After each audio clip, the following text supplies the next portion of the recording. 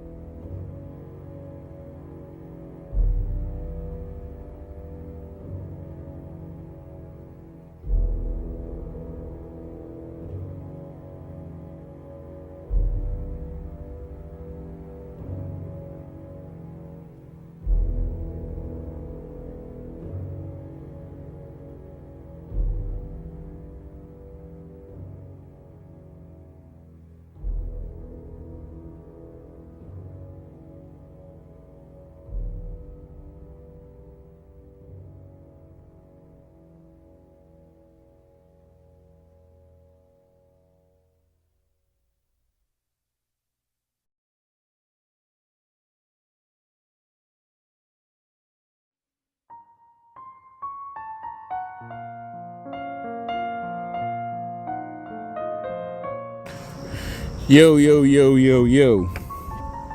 Back in this bitch for another podcast. All right. Yo, so this is episode 2 of the new season of Godeep. I think this is season 3, maybe season 4, but I've been titling season 3. So, season 3 of Godeep, we back in this bitch. I'm actually walking while I'm recording this. You know how it is. But, this one gonna be a good one because we just had a presidential election. My dog, the Don, is back. My dog, Donald Treasy, is back.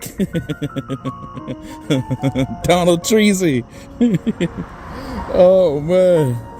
I know like half of y'all Holly weirdos just clicked off because I said Donald Trump and you only allow people to talk about and support Democrats in Hollywood. I understand, but it's all right. This podcast is only built for Cuban links anyway. And I'm back in this bitch. So, before we do this podcast, let's get in. I hope you like the intro. Let's get into it. Let's listen to some music real quick. Drop a song. Then I'll be right back.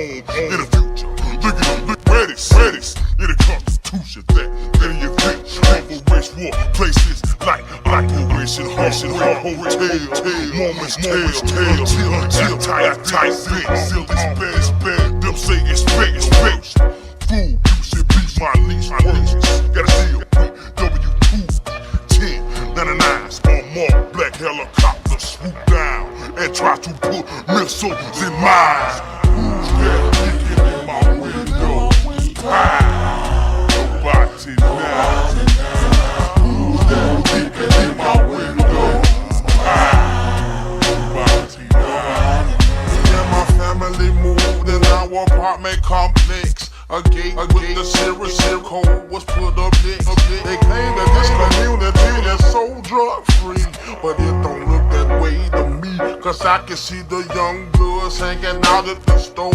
24/7 junkies looking for a hit of the blow. It's powerful, but it don't look that way to me. Cause I can see the young bloods hanging out at the store. 24/7 junkies looking for a hit of the blow.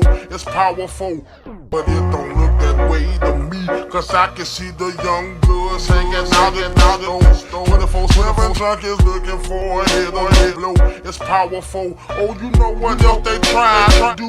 Make a curfew, especially for me and you. The traces of the new world order. Time is getting shorter. If we don't get prepared, people, it's gonna be a slaughter. My mind won't allow me to not be curious. My folk don't understand, so they don't take it serious. But every now and then, I wonder if the gate was put up to keep crime out or keep our ass in. Who's that peeking in my window?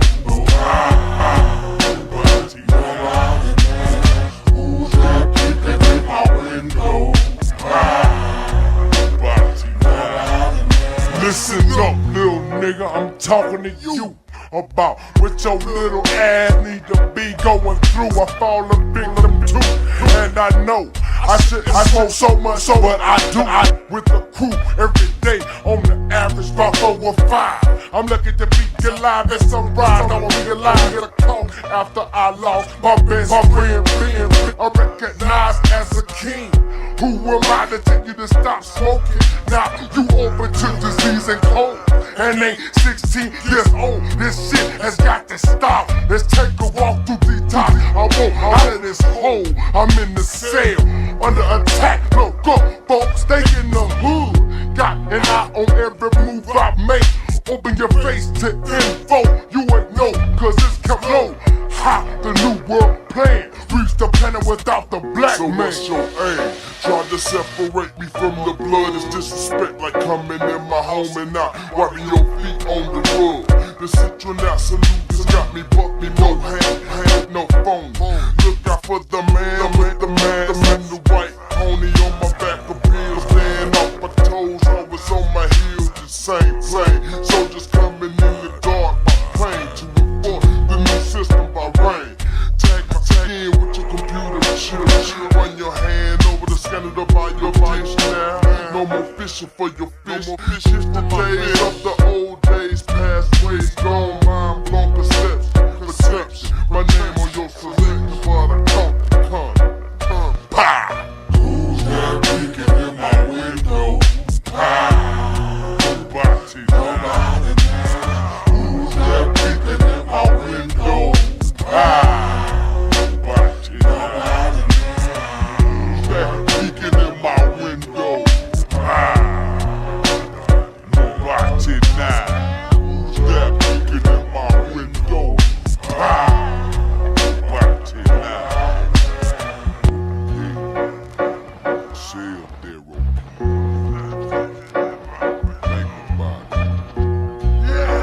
use that tool between your two shoulders.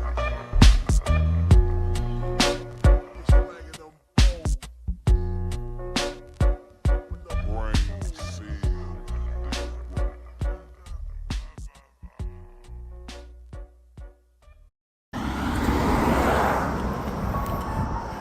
All right. We back in this bitch.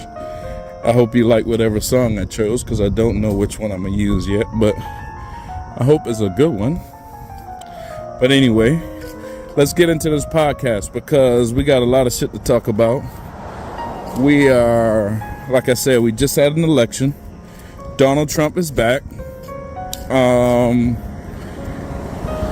That's kind of why I've cranked this podcast back up, because I know what's coming in America, and I know we need someone that can see through it.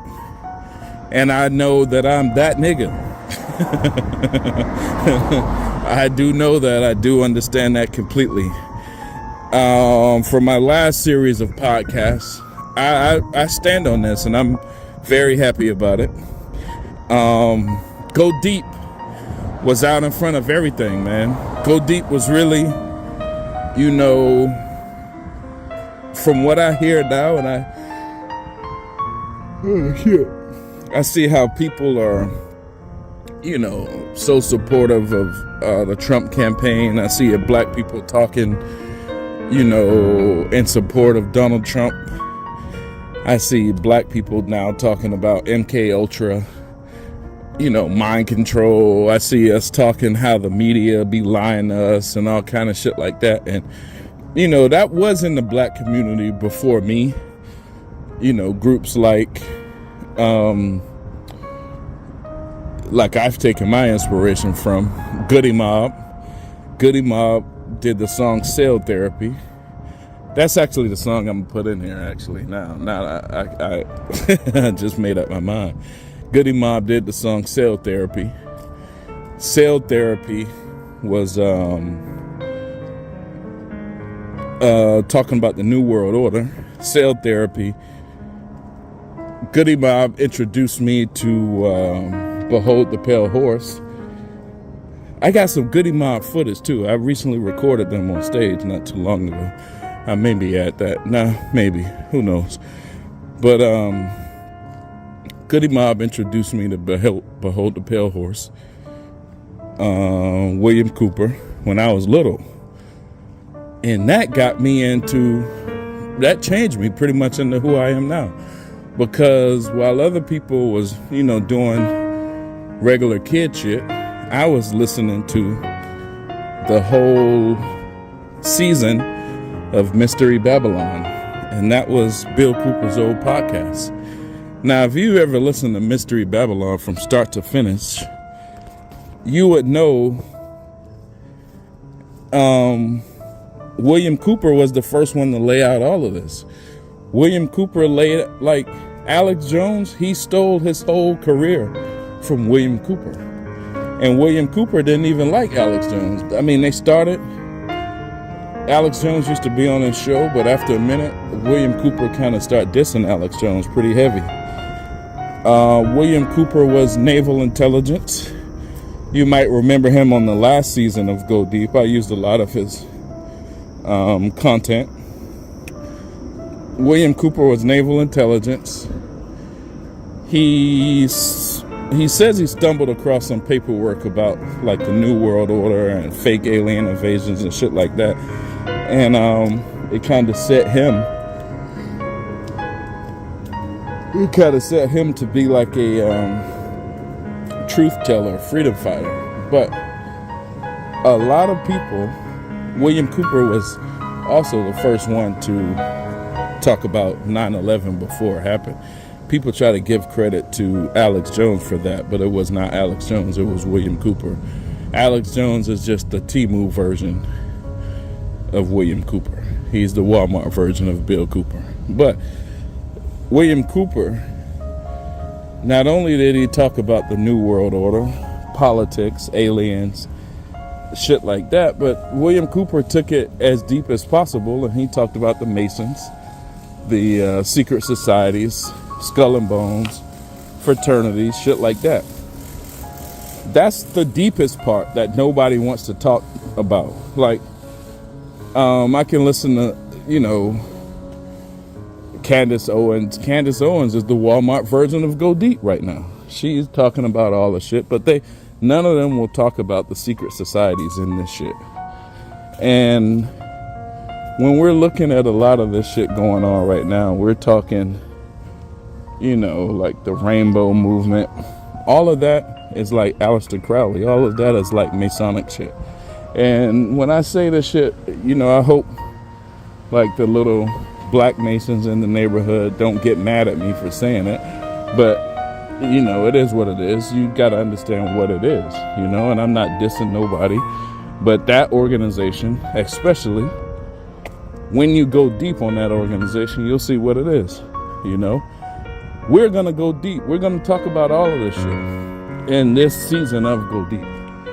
But where we're at right now, we're talking about William Cooper. What we need to talk about, we're going to go in steps. Last podcast was a little step. This podcast is going to be another step. That last podcast was about mind control. William Cooper talked about mind control a lot. He talked about how the secret societies are doing mind control over the country. You remember on the last podcast, the guy said the three people that did the MK Ultra, the three organizations, was the Masons, the intelligence agencies, C.I.A, MI6, Mossad, and the corporations. They're all connected. They're all one. So like right now we get our daily dose of MK Ultra mind control through movies, Hollywood, and music CDs. Who produces the movies in Hollywood? Masons, corporations, and intelligence agencies. Then they give us the movie. Who produces the CD of Mind Control MK Ultra that teaches us, especially in the black community, all the wrong things to do? Masons, corporations, and intelligence agencies. They all go together. We're seeing that now with Diddy. He gets funded by the corporations. He is a Mason. Get him to the Greek. and he is intelligence, has connection to the CIA, right? They're all one. When we get even deeper, we'll see how, they're all like,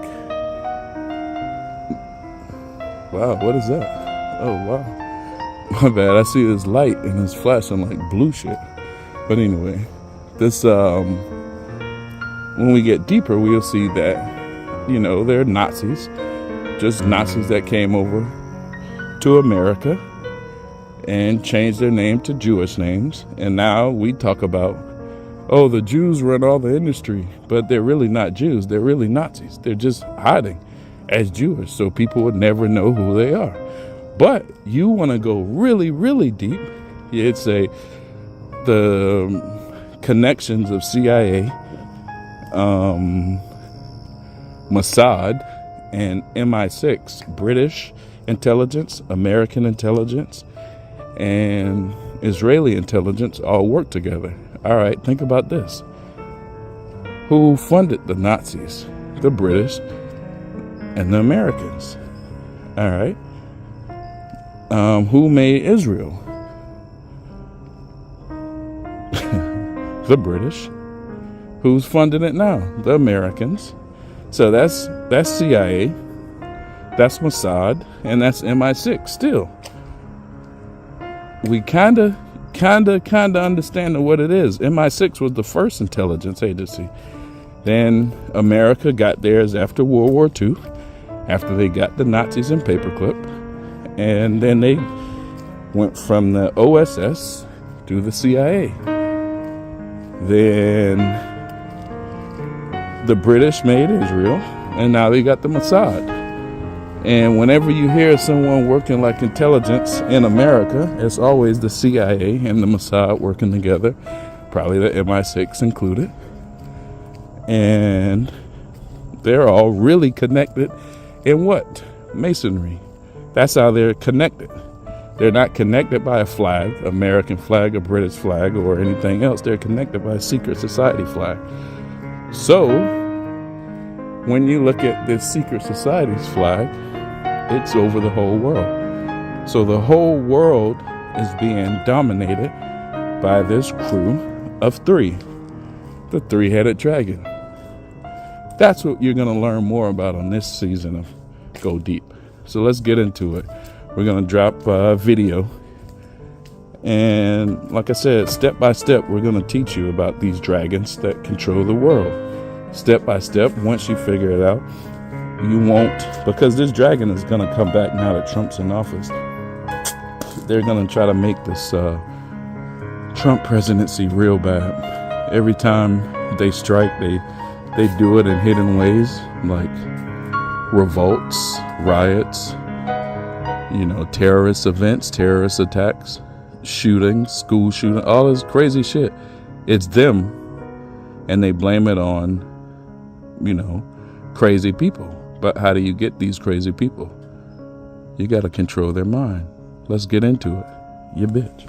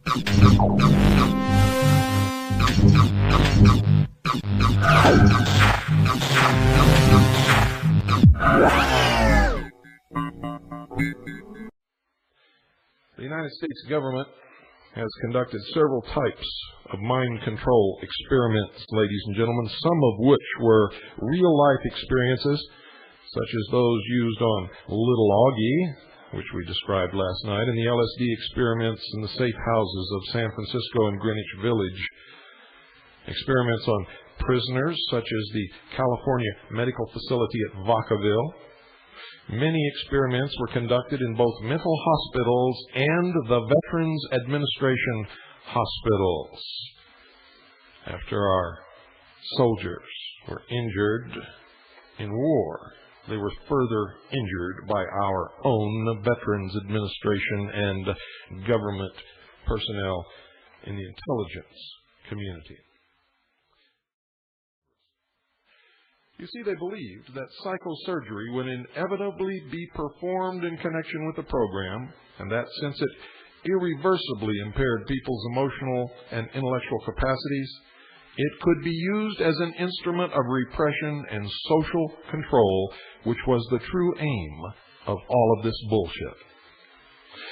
The doctors wanted screening centers established throughout the nation, just like they had in the Soviet Union. In California, the publicity associated with the doctor's report aided in the development of the Center for the Study and Reduction of Violence.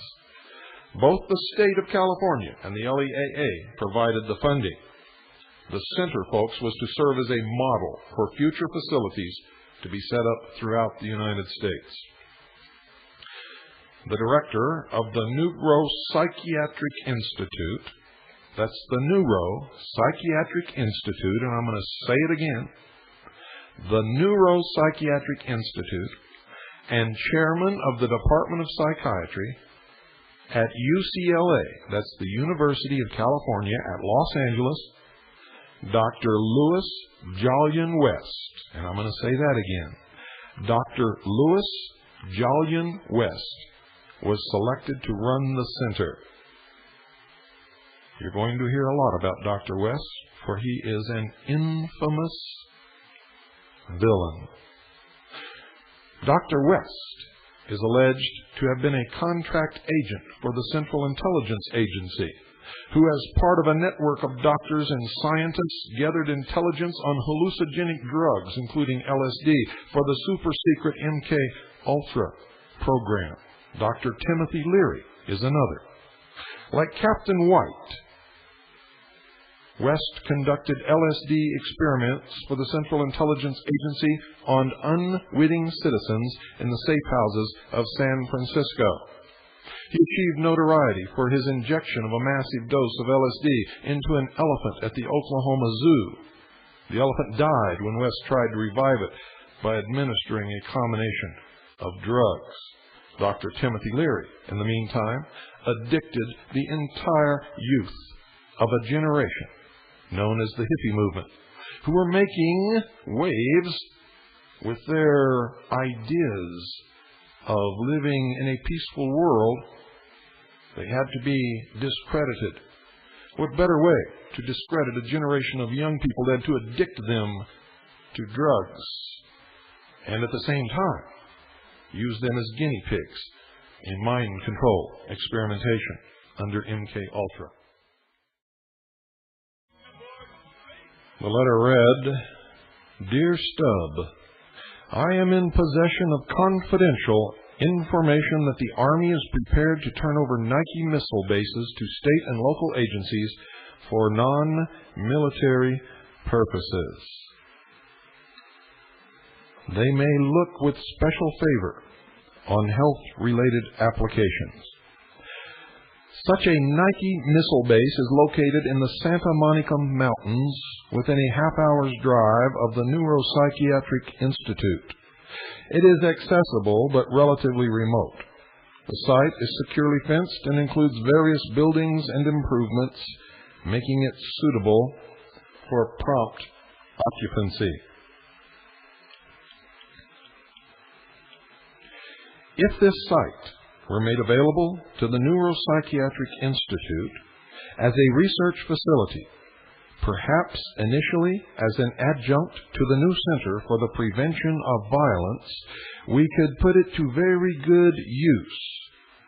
Comparative studies could be carried out there in an isolated but convenient location of experimental or model programs for the alteration of undesirable behavior. Such programs might include control of drug or alcohol abuse, modifications of chronic antisocial or impulsive aggressiveness, etc. The site could also accommodate conferences or retreats for instruction of selected groups of mental health-related professionals and of others. For example, law enforcement personnel, parole officers, special educators, for whom both demonstration and participation would be effective modes of instruction.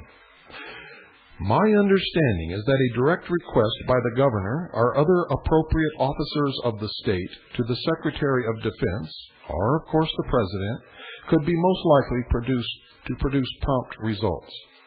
Some of the planned areas of study for the center included studies of violent individuals, experiments on prisoners from Vacaville and Atascadero and hyperkinetic children, experiments with violence-producing and violent-inhibiting drugs, hormonal aspects of passivity and aggressiveness in boys, studies to discover and compare norms of violence among various ethnic groups, studies of pre-delinquent children.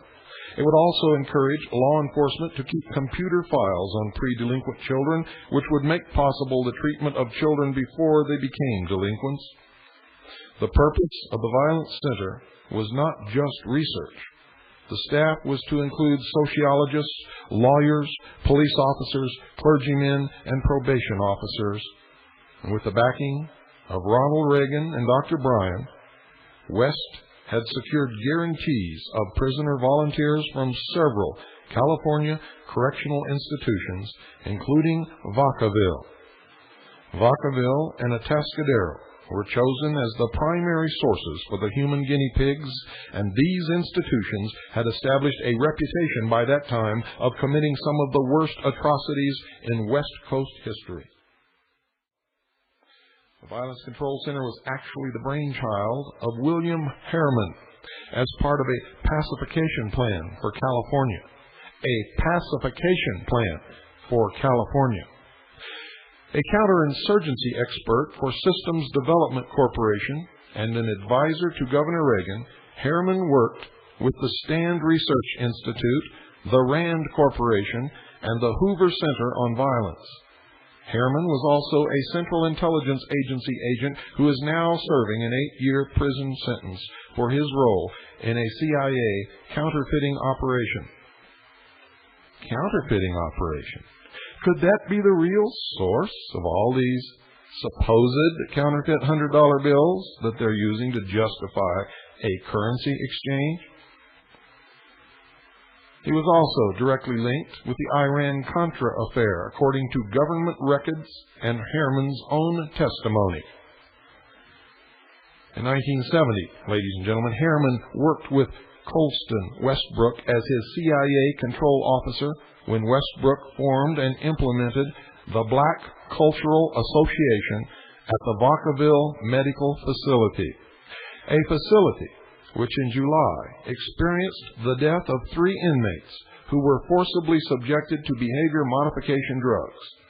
The Black Cultural Association was ostensibly an education program designed to instill black pride identity in prisons. The association was really a cover for an experimental behavior modification pilot project designed to test the feasibility of programming unstable prisoners to become more manageable, and as you will see, ladies and gentlemen, to program unstable prisoners to leave prison and commit terrible atrocities. Let me break this story right now, because the CAGI people have been going full-blown into this. We have investigators all over the country looking into Waco. We had people on site when Waco was happening, as you all know, all of you who listen to this show all the time. What we have found, ladies and gentlemen, is that during the years that MK Ultra was being conducted by the Central Intelligence Agency, the Seventh-day Adventist Church furnished volunteers for mind control experiments under Project MK Ultra. Now, this went on for many, many years. We also know that Jim Jones was connected with MK Ultra, along with a whole bunch of other strange things. Now, I can tell you right now that David Koresh and Mark Bro were both connected to the Seventh-day Adventist Church. We've been able to connect these people directly to Louis Jolyon West, who is professor at the Neuropsychological Institute at UCLA. Oh, actually, he's not. He was just relieved for embezzlement. Oh, he just, okay, so he's not. He was also one of the prime doctors in connection with Project MK Ultra, along with a lot of other people, including Barry Taff, who's a frequent writer for UFO Magazine, and who actually set Vicki Cooper, the publisher of UFO Magazine, up with an apartment, and didn't even know her when she arrived in Los Angeles after coming under the witness protection program after blowing the whistle on the Mayflower Madam. This thing goes all over the place. And when David Casolaro was talking about an octopus, we here at CAGI are beginning to know exactly what this guy was talking about. And coincidentally, he was writing a book that he was going to name Behold the Pale Horse, which is the same name that my book is called. So we all have an understanding of this that goes much deeper than most of you may understand or realize. This whole thing is very strange. We know that David Koresh went to Israel where he studied the Talmud. We have information from sources that while he was there, he was trained by the Jewish Defense League in infantry tactics. Not just him, but him and a couple of his followers, men, and that they came back to the United States. And so this is not just about some little drug lab that used to be on the property that the Branch Davidians occupied, although it may have something to do with the ultimate outcome.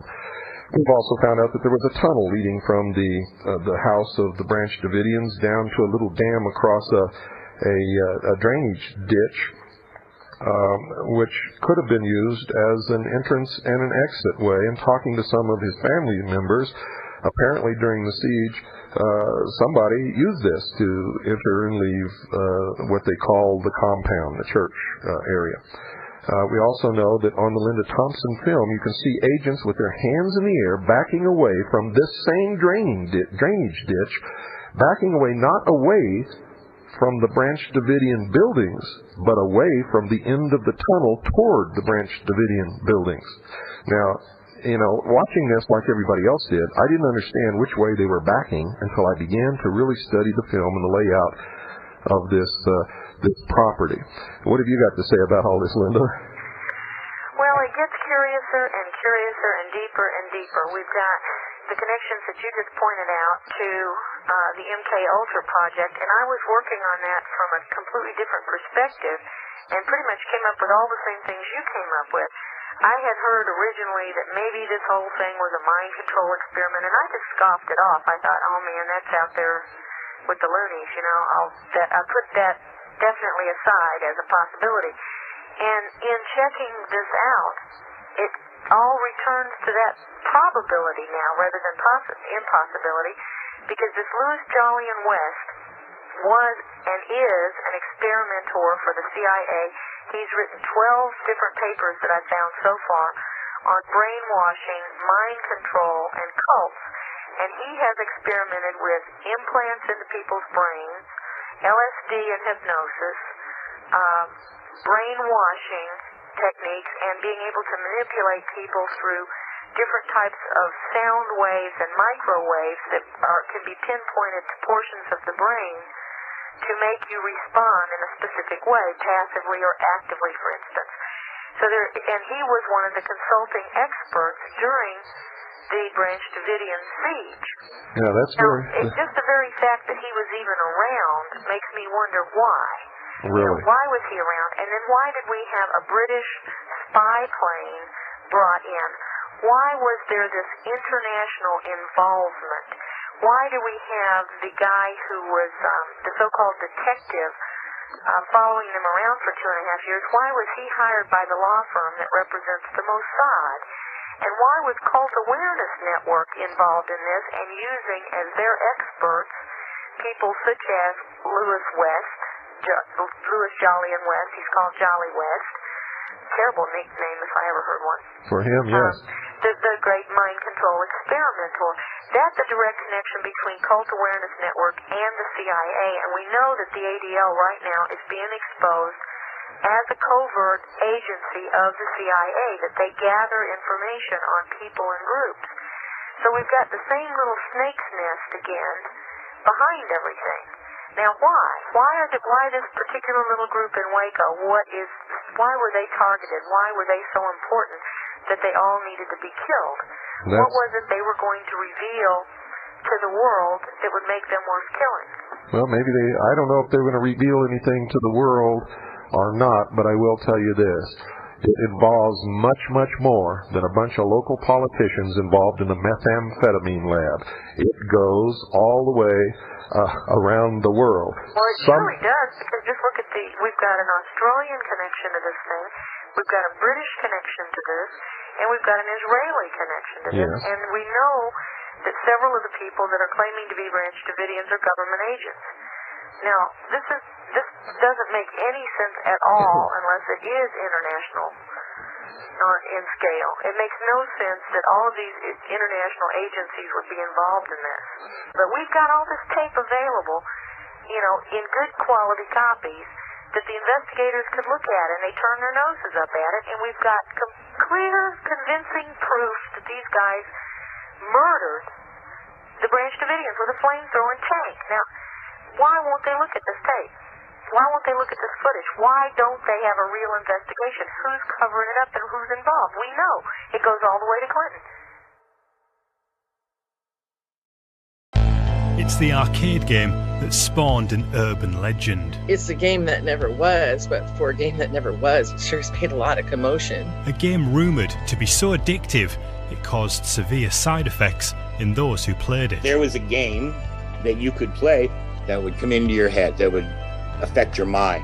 It said players were unwittingly part of a secret government experiment to try and control their minds. It goes back, I think, to MK Ultra and the Americans in the 1970s when they were using hallucinogenics to try and control the populace. Shady men in black were reportedly spotted monitoring the machines before removing them, and then nothing. Until 20 years later, when the Polybius legend re-emerged. Planting the seed and allowing people to have their own monster is much better than me creating one. The Polybius story starts in Portland, Oregon in November 1981. Video arcades were all the rage. Gangs of American teens descended, desperate to test themselves on the latest releases. It was loud, it was gregarious, it was exciting. You'd be jostled just to get in the door. This is Kat Despira, a journalist who grew up in the Portland gaming scene. What Polybius was allegedly a game dropped on the streets of Portland, basically in the arcades, in a black cabinet, unmarked. It had a rambling series of numbers and letters that moved around the screen. That movement, it was reported, led to some horrific side effects. It's alleged that it caused catatonia, nausea, vomiting, suicidal thoughts. However, during the video craze, these things are not unusual. 1981 was the year in America where the great asteroids marathon craze was going on, where guys were trying to hit 60 hours. That sort of marathon playing is dangerous. People, after 24 hours, start hallucinating. They start having convulsions sometimes. And supposedly lurking in the shadows, keeping a close eye on all of this, were undercover government agents. That part's true. There was a lot of illegal activity in arcades that was being monitored by not only government and federal agencies, but by local police. And how does Kat know this? Well, she was there, playing games at the arcade central to the Polybius legend. But she says she didn't hear about the myth until much later. My boyfriend had told me about Polybius, saying, "Oh, haven't you heard about this? You grew up in Portland. You went to the Lloyd Center arcade." I'm like, "What? No, I'd never heard of it." And then I discovered, oh, wow, people are saying this happened. Lloyd Center Arcade was my arcade. There was no Men in Black. There's no way anything could happen there that nobody didn't see. Dr. Ken Drinkwater is a Manchester academic who specialises in conspiracy theories. It goes back, I think, to MK Ultra and the Americans in the 1970s when they were using hallucinogenics to try and control the populace. I think it links to that because people claim they saw it, and then when they went to look for it, they said it was taken away by Men in Black. So I think that there's a lot of it that becomes like an urban legend and a myth, and which is all wrapped up in it. During times of uncertainty, people tend to look at conspiracy theories as an answer to lots of things that have gone on. So as people become more invested in finding out about it, it might have gain more sort of kudos.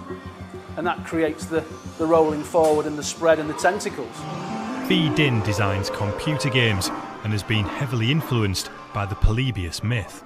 Yeah, I think that the myth of Polybius is really fascinating. I think, like a lot of urban legends, a lot of it's untrue, but it had some elements of truth. A lot of contemporary game designers really focus on this element called flow, which is getting the player to play the game and then go in a kind of trance-like state. Everything else is kind of silent, shut out. You can't hear anything, you can't see anything. It's just you and the game, and that's it. And I think that's very similar to how Polybius has been described. The origins of the Polybius myth have always been a mystery.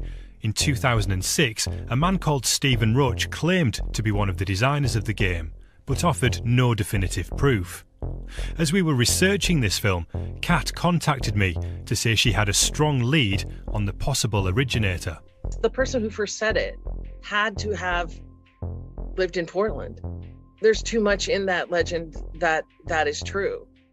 It details something happened in an arcade, that kids got sick. We know that happened. Games were popping up around Portland that were in black boxes. That too happened. Portland was a test site for lots of game companies, and test games came in black boxes. Then there's the instance of the police raids. That's true. That happened. That tells me almost definitively that somebody witnessed that and passed that on. And it got embellished over time. What I found out was this guy, Kevin Mannis, in 2001, created an urban legend online about a box that he bought at a garage sale. I immediately thought of Polybius. And I went, Kevin Mannis, wait, Kevin Mannis is from Portland. And I went, aha, I think we're looking at the guy. And do you think he'll do an interview with us about this film we're making? You'll have to speak to Kevin Mannis. I think he has the answers. Many urban legends simmered for quite a long time before creatives like me came along and said, well, let's see if we can push it a little bit more. This is Kevin Mannis, a former actor, now writer and self-styled interactive storyteller. With any of these stories, you have a seed of truth, but it has to then, grow and develop. The emergence of the internet created the perfect platform for Kevin and storytellers like him to hone their craft. When you reach a certain critical mass, you start to get not just that people are interacting, but that the story is actually not just taking life, but taking form or giving form. That's a magical thing that I have no explanation for, but I've seen it happen over and over again. You seem like the perfect kind of person then that would create the Polybius myth. I think that it sounds like something that would be right up my wheelhouse. Yeah, quite a bit. Is that a yes? I would definitely be that kind of a writer. Yeah. Is Kevin telling the truth? It's impossible to be certain.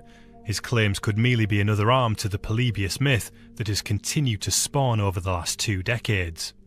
One thing we do know is the Polybius tale has inspired many other creatives. It did influence art in a way that I didn't think that it ever would. It's creatively allowed people to explore a different side of video gaming. I've heard it in music, I've seen it on TV and TV programs. It's romantic. It's a legend that comes from a dark and rainy town where nothing really happens. It's often said everything happens for a reason. But when an event takes place that we can't explain, conspiracy theories emerge to fill the void.